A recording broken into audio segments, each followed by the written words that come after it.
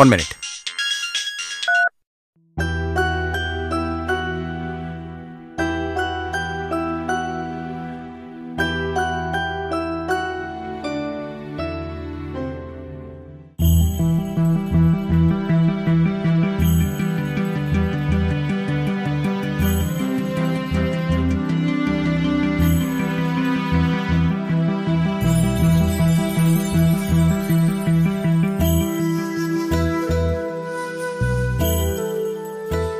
చెప్తానండి, మీకు కబురు చేస్తాను.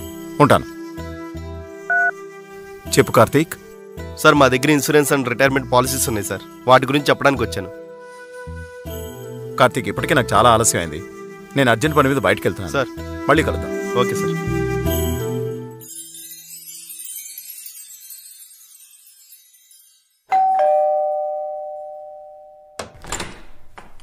చెప్పండి. నా పేరు గణేష్.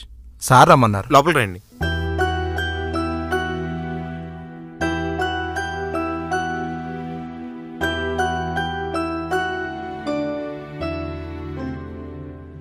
Good morning sir.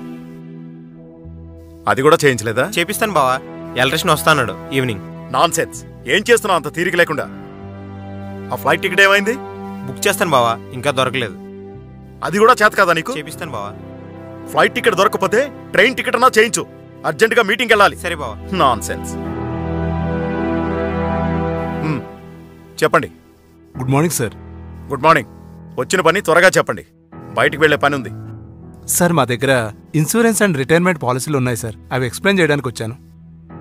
నాకు ఇన్సూరెన్స్? నాన్సెన్స్. నాకు ఇన్సూరెన్స్ మీద నమ్మకం లేదు. ఇన్ఫ్యాక్ట్ దాని గురించి ఆలోచించేంత సమయం కూడా లేదు. ప్రతి మనిషికి ఇన్సూరెన్స్ చాలా అవసరం సార్. నాకు ఇన్సూరెన్స్ అవసరం లేదు. మీకు ప్రీమియం కింద కట్టే డబ్బుల్ని నా వ్యాపారంలోనో రియల్ ఎస్టేట్లోనో ఇన్వెస్ట్ చేస్తే నాకు చాలా డబ్బులు వస్తాయి. వాటితో పోల్చుకుంటే మీ రిటర్న్స్ ఎంత? ఇది నాకు వర్కౌట్ అవదు. I think I'm not the right person for you. Sir, నేను మీకు ఇన్సూరెన్స్ అమ్మడానికి రాలేదు సార్. ఇన్సూరెన్స్ ఎంత అవసరమో చెప్పడానికి వచ్చాను సార్. సార్, నాకు 5 నిమిషాలు కేటాయించినట్లయితే ఫ్యాక్ట్ ఫైండింగ్ ద్వారా మీకు ఎంత ఇన్సూరెన్స్ అవసరమో చెప్తాను సార్. నా వివరాలు నీకు చెప్తే నాకు ఎంత ఇన్సూరెన్స్ అవసరం అవుతుందో నువ్వు నాకు చెప్తావా? చెప్పు. సార్, మీ వయసు ఎంత సార్? 44.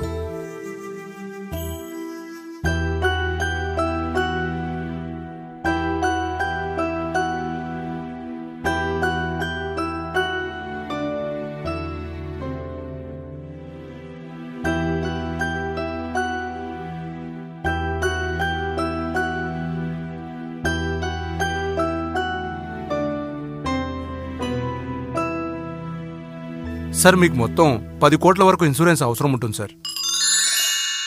ఏంటి? 10 కోట్ల? అవును సార్. ఈరోజు మనకేమైనా అయితే మన కుటుంబానికి కావలసిన మొత్తం ఇది. రోజూ జరుగుతున్నట్టు జరగాలి అంటే, మీ పిల్లల చదువులు ఆగకుండా ఉండాలంటే, మీ అప్పులు తీరాలన్నా కావలసిన మొత్తం సార్ ఇది. నాకు ఏమీ అవ్వదు. నాకు వాటి మీద నమ్మకం లేదు. నా వాళ్ళని చూసుకోవడానికి, నా కుటుంబాన్ని చూసుకోవడానికి నా వాళ్ళున్నారు. అన్నిటికీ ఆ దేవుడున్నాడు. సార్, మన కుటుంబాన్ని, మన పిల్లల్ని ప్రేమగా చూసుకుంటామని మాట ఇవ్వగలం, బాగా చూసుకుంటామని మాట ఇవ్వగలం. కానీ ప్రాణాలతో ఉంటామని మాట ఇవ్వగలమా సార్? మనం ఊరెళ్తే ఇంట్లో వాళ్ళ ఖర్చుల నిమిత్తం కొంత డబ్బిచ్చి వెళ్తాం. అదే మనం పర్మనెంట్గా రానట్టయితే ఎంత ఇవ్వాలి సార్? ఇన్సూరెన్స్ అనేది అవసరం కాదు సార్, బాధ్యత.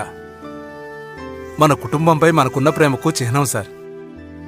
నేను లేనప్పుడు నా కుటుంబానికి నేనిచ్చే love letter sir insurance bond అనేది. ఎప్పుడో ఏదో అవుతుందని ఇప్పుడు నీకు పాలసీ కట్టమంటావా? వాటి గురించి తర్వాత ఆలోచిద్దాం. నిజమే సార్. మనం సాధారణంగా బీమా గురించి ఆలోచించం సార్. ఎందుకంటే మనం ఉన్నంతకాలం దాని అవసరం మనకి రాదు కాబట్టి. మరి అవసరం వచ్చినప్పుడు మనం ఉండం కదా సార్. అందుకనే దాని గురించి ఇప్పుడే, ఈ క్షణమే ఆలోచిద్దాం సార్. ఇప్పుడు బానే చెప్తావు. ఇప్పుడు ఆలోచిద్దాం, ఈ క్షణమే ఆలోచిద్దామని చెప్తావు.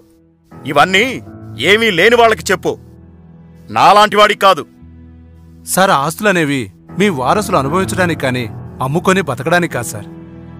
అయితే మా ఆడిటర్ని, నా స్నేహితుడిని అడిగి చెప్తాను. సార్, మీ ఇంట్లో మేడం గారికి ఎప్పుడైనా ఖరీదైన వస్తువు కొనిచ్చారా సార్? మ్యారేజ్ యానివర్సరీకి. ఎంత సార్? 10 లక్షలు డైమండ్ నెక్లెస్. సార్, ఇంత ఖరీదైన వస్తువు కొన్నప్పుడు మీరెప్పుడైనా మీ స్నేహితులను కానీ బంధువుల్ని కానీ ఆడిటర్ని కానీ అడిగారా సార్? లేదు కదా. ఎందుకంటే భార్యకి గిఫ్ట్ ఇచ్చే సందర్భం వచ్చినప్పుడు మనం మన మనసు మాట వింటాం కానీ ఇంకెవరి మాట వినం సార్. అందుకే ఏదైనా నిర్ణయం తీసుకుంటే అది మీదై ఉండాలి కానీ ఇతరులది కాకూడదు సార్. అలాంటిది ఫ్యామిలీకి చాలా ఇంపార్టెంట్ అయిన విషయం ఎందుకు డిలే చేస్తారు సార్?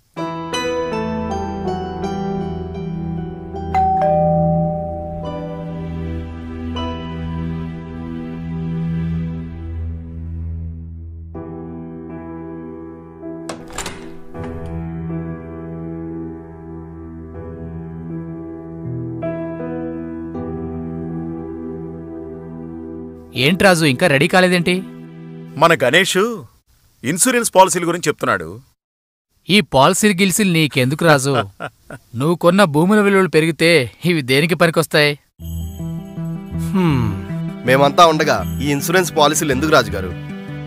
మాలో ఇన్సూరెన్స్ చేయడం అంటే దేవుణ్ణి పూర్తిగా నమ్మకపోవడమే. సరే, నేను రెడీ అయ్యి వస్తాను.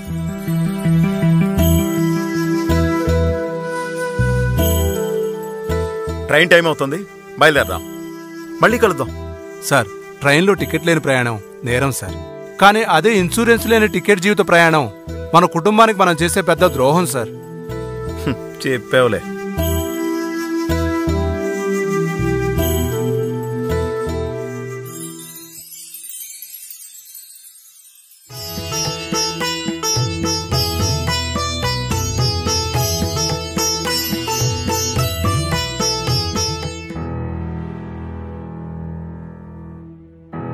ఎవరు? నా పేరు ఈశ్వర్ సార్. ఏం పని మీద వచ్చారు? Insurance sales officer.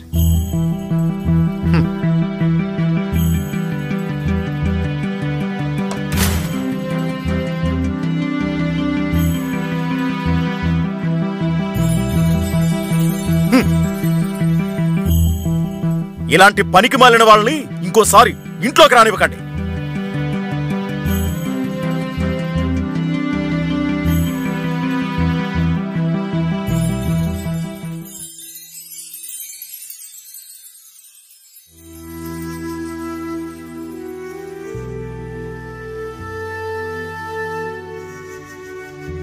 ఏమండి, ఏంటండి ఆలోచిస్తున్నారు? మన వ్యాపారం మీద పెట్టిన పెట్టుబడి, మనం చేసిన అప్పులు తీరాలంటే కనీసం ఇంకా 2 ఏళ్లు పడుతుంది. అప్పుడు గాని మళ్లీ లాభాల్లోకి రావు. రేపుదయం 4 గంటలకి లేపు. త్వరగా వెళ్ళిపోవాలి.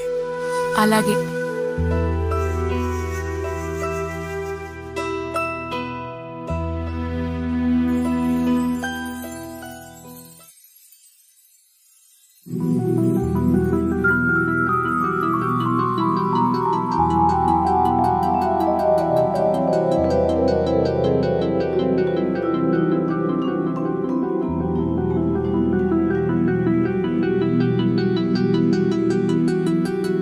భారతి, భారతి, భారతి, భారతి. ఏమండి, 4 అయింది, లేవండి. ఏమండి, ఏమండి? భారతి, ఇక్కడున్నాను భారతి. భారతి, నేను ఇక్కడున్నాను భారతి. ఏమండి, ఏమైందండి మీకు? ఏమండి?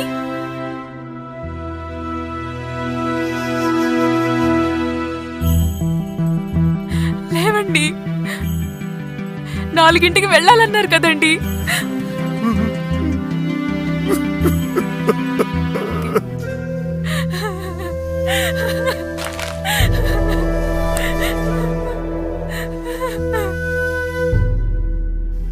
దీనికి కారణం నేను నమ్మిన స్వామి నన్ను మోసం చేశాడు.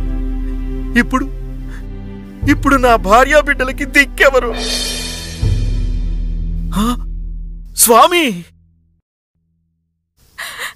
ఎంత పని చేశారండి. నేను మిమ్మల్ని ఎంత నమ్మాను. మీరు నన్ను మోసం చేశారు స్వామి.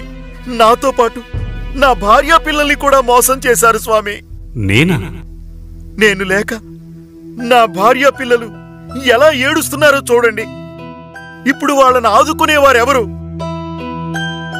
నా స్నేహితులు, బంధువులు నేను లేకపోవడంతో వ్యాపారంలో నేను చేసిన అప్పులకు గాను నా ఆస్తి మొత్తం లాక్కున్నారు.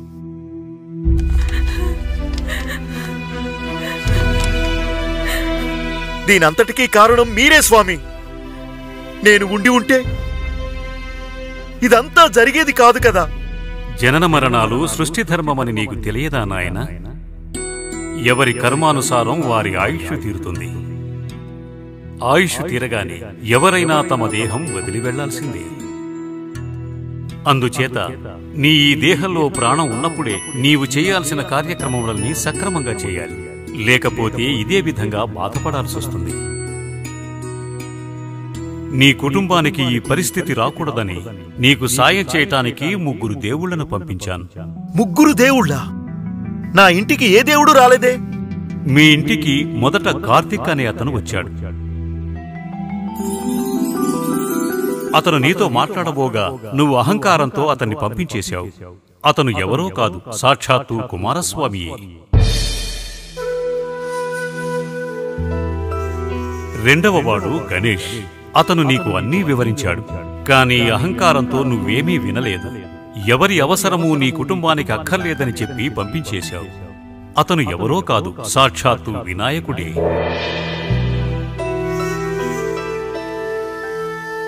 ఇక మూడవవాడు ఈశ్వర్. అతను ఎవరో కాదు, సాక్షాత్తు ఆ పరమేశ్వరుడే. నీకోసం కైలాసం నుండి నీ గుమ్మం వరకు దిగివచ్చాడు. కాని నీవు మాట కూడా వినకుండా ఆ పరమేశ్వరుడిని గుమ్మం బయటికి తీసుకువెళ్ళి స్వామి ముఖం మీదనే తలుపులు వేశావు. అటువంటి వాళ్ళని ఎప్పుడూ కూడా లోపలికి రానివ్వకూడదని నీ భార్యతో చెప్పావు. అసలు ఆ రోజు గణేష్ చెబుతున్నా నువ్వు వినిపించుకోకుండా వెళ్ళిపోయావు. అప్పుడు గనక ఉండి ఉంటే నీ బంధువులు, స్నేహితుల విషయం నీకు బాగా తెలిసి వచ్చేది. బిస్మిల్లా ఇర్రహమాన్ ఇర్రహీం. సార్, మీరు చెప్తున్నట్టు మీ దాంట్లోనే ఖురాన్, హదీజ్ అనే 2 పుస్తకాలున్నాయి సార్. దానిలో హదీజ్ అనే పుస్తకంలో మీరు వ్యాపార నిమిత్తం దూర ప్రాంతాలకు వెళ్ళినప్పుడు 3 సంవత్సరాలకు సరిపడే సరుకుల్ని ఇంట్లో పెట్టి వెళ్ళాలి సార్. ఎందుకంటే మీరు రావడం ఆలస్యం అయితే వాళ్ళు తట్టుకోవడానికి it's also 1 shot insurance sir. చూడమ్మా, ఆయనకి ఇన్సూరెన్స్ ఏం అవసరం లేదు. ఇన్సూరెన్స్ అనేది మనం చనిపోతామని చేయడం కాదు, మన సంపాదన చనిపోతుందని చేయాలి. ఆయన కుటుంబం కోసం చేయాలి. ఆయనకి ఆ బెంగ లేదు. ఆయన కుటుంబాన్ని కాపాడడానికి చాలా ఆస్తులున్నాయి. మేమంతా ఉన్నాం. మేమున్నాంగా. అలాగా? అయితే మీరు ఈ పేపర్స్ మీద సంతకాలు చేయండి సార్. ఏంటివి? మీకు చెప్పాను కదా సార్, ఆయన కుటుంబాన్ని చూసుకోవడానికి మీరిచ్చే హామీ డాక్యుమెంట్స్. ఇదంతా దేనికి? సార్, ఆయనకేమైనా జరిగితే ఆయనకున్న అప్పులు, పిల్లల చదువులు, పిల్లల పెళ్లిళ్ళు జరిపిస్తానని మీరు ఆయనకిచ్చే హామీ పత్రం సార్. ఏం పెట్టరా సార్? ఎవ్వరలా హామీ ఇవ్వరు సార్. ఎవరైతే ఇన్సూరెన్స్ చేయకుండా చనిపోతారో వాళ్ళు తిరిగొచ్చి తన కుటుంబం పడే కష్టాలు చూసినట్టయితే అప్పుడు తన కుటుంబానికి చేసిన ద్రోహం ఏంటో తెలుస్తుంది సార్. మీ ప్రకారం లైఫ్ ఇన్సూరెన్స్ అక్కర్లేదు సార్. కానీ ఇక్కడ పాయింట్ ఏమిటంటే సార్, లైఫ్ ఇన్సూరెన్స్ అనేది మీకు కాదు, మీ కుటుంబానికి. జీవితంలో ఏదీ శాశ్వతం కాదు. రామావతారంలో తెల్లవారితే పట్టాభిషేకం అనగా రాత్రికి రాత్రే కథ మారిపోయింది. నేను వనవాసం వెళ్లవలసి వచ్చింది. నేను దారి మాత్రమే చూపిస్తాను. ఆ మార్గాన నడవటము, నడవకపోవటము నీ విజ్ఞత, జ్ఞానం మీద ఆధారపడి ఉంటుంది. స్వామి, నన్ను క్షమించండి. నేను చేసిన తప్పుకు శిక్ష నా కుటుంబం అనుభవించకూడదు. నాకు మరొక్క అవకాశం ఇవ్వండి స్వామి. గడిచిపోయిన కాలము మళ్లీ తిరిగి రాదు. ప్రకృతి ధర్మాన్ని ఎవ్వరూ మార్చలేరు. స్వామి,